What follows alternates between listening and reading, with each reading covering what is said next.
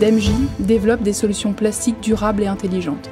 En effet, dans un monde en perpétuel mouvement, où l'exigence d'innovation, d'agilité et de traçabilité s'impose, nous sommes convaincus que les plastiques et composites durables, conçus et produits de façon responsable, sont une réponse aux défis sociétaux et environnementaux de notre époque. Dans ce cadre, DEMJ, avec ses 2 centres de recherche et développement en France, oriente son innovation sur l'économie circulaire. C'est limiter le gaspillage des ressources et l'impact environnemental en appréhendant le produit actuel comme une ressource pour un produit futur.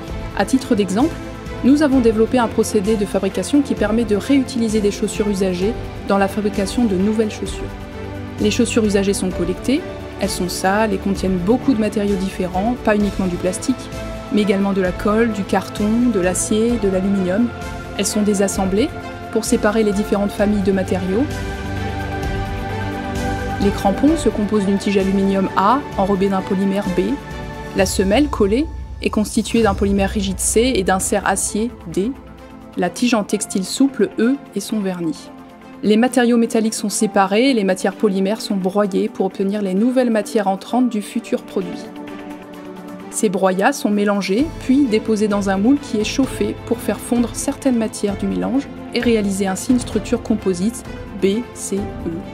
Toute l'intelligence de la solution vient de la composition du mélange à opérer pour avoir des caractéristiques mécaniques intéressantes et garantir l'intégrité du produit en service. Si on veut un produit très amortissant, ou si on veut un produit très raide, ou si on veut un produit avec une bonne adhérence au sol, on jouera sur la taille des particules et la quantité de chaque broyat B, C, E.